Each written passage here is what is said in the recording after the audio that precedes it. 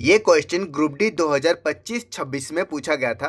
माना A be alpha और beta अभाज्य संख्याएं हैं। एन ए और बी के क्रमिक युग्मों की संख्या है, जहां ए और बी जो है 2 और 50 के बीच की संख्या है और B minus A equal to 2 है। साथ ही अल्फा और बीटा 50 से छोटी, सबसे छोटी और सबसे बड़ी अभाज्य संख्याएं हैं। एन जो है अल्फा इंटू बीटा हमको निकालना है। ठीक है, देखो ये क्वेश्चन बहुत कम लोगों ने अटेम्प्ट किया क्योंकि लोगों को समझ नहीं आ रहा था कि वो यहाँ पर बोल क्या रहा है। सबसे पहले यहाँ समझो कि ए और बी और यहाँ अल्फा और बीटा है, जो चार संख्या यहाँ पर है ना, ये चारों के चारों जो क्या है वो अभाज्य संख्या है। ठीक है, यानी इन चारों का जो वैल्यू लेना है वो अभाज्य संख्या ही होगा।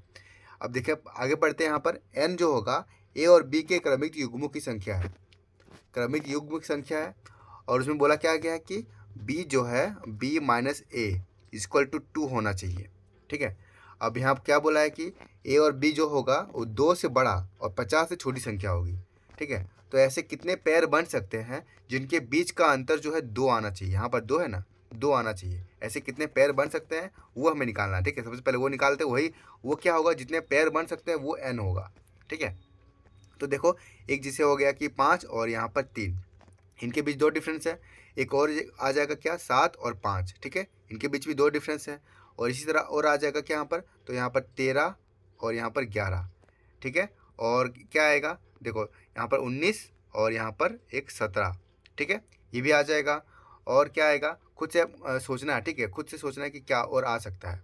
19 के बाद 17 आ गया। ठीक है, 29 यानी कि 31 और यहाँ पर 29। ठीक है, ये आ सकता है 43 और यहाँ पे क्या आएगा 41। ठीक है, तो यहाँ पे देखो कितने पेयर बने हुए हैं। तो यहाँ पर 1 पेयर, 2 पेयर, 3 पेयर, 4 पेयर, 5 और 6 पेयर, टोटल यहाँ पर 6 पेयर बन गए हैं। तो यहाँ पर जो मेरा n का वैल्यू आएगा वो 6 आएगा। ठीक है, यहाँ तक क्लियर। अब सबको हटाते हैं पहले, यहाँ से हमें अब कोई काम नहीं है। यहाँ पर n का वैल्यू हमें निकालना था, वो हमें मिल चुका है। ठीक है, अब देखना है आगे क्या बोला है यहाँ पर। तो अल्फ़ा और बीटा, ये अल्फ़ा और बीटा का वैल्यू निकालना है। ठीक है, तो अल्फ़ा और बीटा जो होगा वो बोला है कि 50 से छोटी, सबसे छोटी और सबसे बड़ी संख्या है, अभाज्य संख्या होगा। देखो ये दोनों अभाज्य संख्या, यानी कि 50 से छोटी सबसे छोटी संख्या कौन सी होगी, तो यहाँ पर 2 होगी। ठीक है, और 50 से छोटी सबसे बड़ी संख्या कौन सी होगी, तो एक 47 हो जाएगा। ये बन सकता है।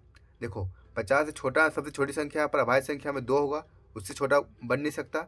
और 50 के अंदर में चाहिए हमको सबसे बड़ी संख्या अभाज्य संख्या, तो क्या होगा 47 होगा। ठीक है, बस इन दोनों को क्या किया है, तो जोड़ा गया है। तो पहले इन लोगों को जोड़ेंगे, 2 और 47 कितना हो जाएगा, तो यहाँ पर आ जाएगा 49। ठीक है, यहाँ जोड़ा गया ना, यहाँ पर बस इसमें पुट कर देना है। इन दोनों को जोड़ दिया गया और उसमें एन का मल्टीप्लाई किया गया। तो एन कितना है मेरा, यहाँ पर एन 6 है, तो 6 से मल्टीप्लाई कर देंगे। यहाँ पर क्या आएगा, तो 6 54 यानी कि 4, यानी कि यहाँ कितना आ जाएगा 9 और ये 2, 294, जो कि हमारा ऑप्शन नंबर 2 है सही। उम्मीद है आपको समझ में आ गया होगा। Thank you.